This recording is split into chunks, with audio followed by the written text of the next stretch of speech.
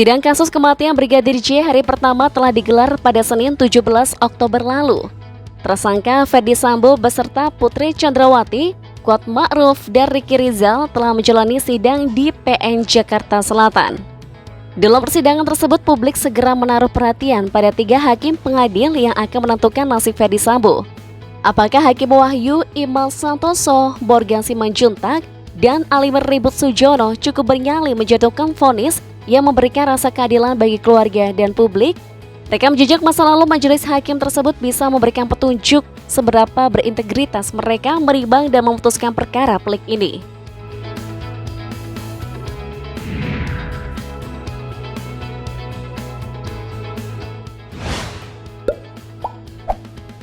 Hakim pimpinan sidang Wahyu Iman Santoso, 46 tahun, saat ini memegang jabatan sebagai Wakil Ketua PN Jakarta Selatan sejak Maret 2022.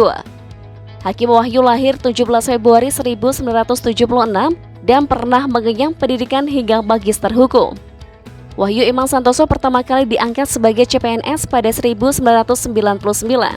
Setelah diangkat menjadi CPNS, Wahyu mempunyai golongan atau pangkat pembina utama muda. Sebelum menjadi Wakil Ketua PN Jakarta Selatan, Wahyu pernah menjabat sebagai Ketua PN Denpasar dan pernah ditugaskan sebagai Wakil Ketua PN Karanganyar. Sebelum akhirnya ia berhasil lulus dengan gelar Magister Hukum dan mendapatkan promosi jabatan sebagai Ketua PN Tarakan, Kalimantan Timur. Selain itu, Wahyu pernah menjabat pula sebagai Ketua PN Kelas 1A Batam dan Ketua PN Kelas 1B Kediri. Adapun Hakim anggota Morgan Simanjuntak, 60 tahun, merupakan Hakim PN Jakarta Selatan dengan golongan pembina utama Madya. Ia sudah malam melintang di sejumlah pengadilan dalam memutuskan berbagai kasus, mulai dari PN Tanjung Pinang, PN Medan, sampai berdinas ke PN Jakarta Selatan. Hakim kelahiran 22 September 1962 ini diketahui telah menyelesaikan pendidikan S2 Magister. Sementara itu, Hakim anggota Alimin Ribut Sujono, 55 tahun, mempunyai golongan pembina utama Madya, sama seperti Morgan Simanjuntak. Alimin yang memiliki latar pendidikan magister ini lahir pada 29 November 1967 dan diangkat sebagai CPNS pada Desember 1992. Selama berkarir, Alimin pernah menjabat sebagai Ketua PN Bantul dan Ketua PN Lubuk Linggau. Akhir-akhir ini, Alimin menjadi hakim tunggal di PN Jakarta Selatan yang mengabulkan seluruh permohonan para pemohon pasangan beda agama dan memberikan izin kepada mereka untuk mencatatkan perkawinan di Kantor Dinas Kependudukan dan Pencatatan Sipil Jakarta Selatan.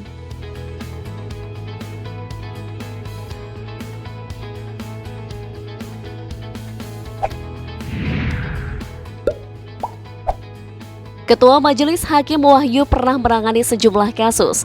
Salah satunya adalah korupsi yang dilakukan ex-Bupati Pasuruan Dadi Angga pada 2010 silam. Dadi ditetapkan sebagai tersangka korupsi dana kas daerah pemerintah Kabupaten Pasuruan senilai 10 miliar rupiah. Wahyu memimpin persidangan pada Juni 2010 dengan agenda pembacaan kesimpulan kedua belah pihak, baik termohon maupun pemohon. Selanjutnya, ia juga pernah menangani kasus gugatan pra-peradilan yang diajukan Bupati Mimika Eltinus Omaleng pada Juli 2022. Wahyu yang kala itu menjabat sebagai hakim di PN Jaksel menolak gugatan yang diajukan Eltinus dan memenangkan KPK. Selama masa persidangan, KPK membawa setidaknya 106 ahli dan berbagai macam bukti guna membantah alasan pra-peradilan yang diajukan Eltinus. Semasa bertugas di PN Jakarta Selatan, Morgan Simanjuntak pernah menjadi hakim tunggal yang menolak pra-peradilan bagi ke KPK mengenai dengan sosok Kingmaker dalam kasus Joko Chandra. Selain itu, ia pernah menjadi hakim tunggal yang tidak setuju atas pra-peradilan mantan Direktur Utama PT Pelindo II, Richard Jos Lido RJ Lido. Saat menjabat di PN Medan pada 2017, Morgan pernah menjadi ketua majelis yang menjatuhkan vonis hukuman mati terhadap M. Rizal alias Hasan, terdakwa kasus kepemilikan 85 kg dan 50.000 butir psikotropika. Tak hanya itu, Morgan juga pernah menangani kasus kematian pengusaha senjata Indra Gunawan atau Kuna pada 2017. Tersangka yang saat itu adalah Siwaji Raja dan Morgan menjadi hakim tunggal dalam persidangan. Saat menjabat Ketua PN Bantul, Alimin pernah menangani kasus sengketa dana hibah Persiba Bantul. Ia menolak gugatan Bupati Bantul pada 1999 hingga 2010. Idam Samawi kepada pemerintah Kabupaten Bantul atas pengembalian dana hibah Persiba Bantul sebesar 11,6 miliar rupiah. Uang tersebut sekarang sah dimiliki pemerintah Kabupaten Bantul sebagai bagian dari kas daerah. Yang terbaru, Alimin pernah menangani kasus permohonan pasangan beda agama. Ia kemudian tetap mengizinkan keduanya untuk tetap mendaftarkan perkawinan mereka ke Dukcapil Jakarta Selatan.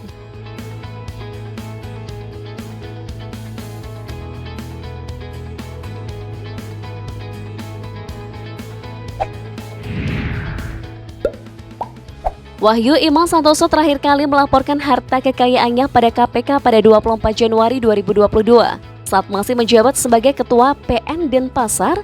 Berujuk data LHKPN, Wahyu Iman Santoso memiliki harta kekayaan sekitar 12 miliar rupiah dan utang mencapai 693 juta rupiah. 8 aset tanah dan bangunan menjadi aset terbesar yang dimiliki Wahyu Iman Santoso dengan nilai total hingga 7,9 miliar rupiah. Wahyu Iman Santoso juga memiliki harta lainnya dengan nilai 2,3 miliar rupiah dan harta bergerak lainnya lebih dari 1,9 miliar rupiah. Kepemilikan 2 unit kendaraan juga terdata, yakni motor Honda Vario lungsuran tahun 2016 seharga 8 juta rupiah dan Toyota Fortuner tahun 2018 berbandrol 350 juta rupiah. Terakhir, Wahyu memiliki kas dan setara kas sebesar 209 jutaan rupiah.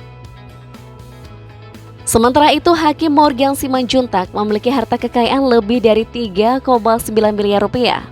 Aset berupa 9 tanah dan bangunan menjadi aset terbesar dari Hakim berusia 60 tahun ini, yakni mencapai lebih dari 3 miliar rupiah. Hakim Morgan juga memiliki 4 kendaraan antara lain 2 unit motor Honda, keduanya adalah edisi 2007 dan 2011, yang masing-masing seharga 11 juta dan 8 juta rupiah. Berikutnya ada unit Toyota Innova edisi 2016 berbandrol 200 juta rupiah. Ada pula Toyota Rush tahun 2016 seharga 175 juta rupiah. Morgan juga tercatat masih mempunyai harta bergerak lainnya lebih dari 128 juta rupiah serta kas dan setara kas 404 juta rupiah.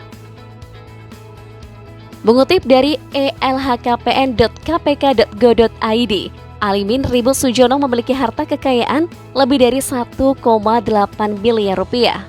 Aset Alimin Ribut terdiri atas 1 bidang tanah dan bangunan senilai 1,4 miliar rupiah, 4 unit motor Honda senilai lebih dari 34 juta rupiah, dan 1 mobil Kijang Innova G 2015 seharga 175 juta rupiah. Alimin juga masih tercatat memiliki harta bergerak lainnya senilai 67 juta rupiah, serta kas dan setara kas senilai 102 juta rupiah. Selain aset, Alimin juga memiliki utang sebesar 38 juta rupiah.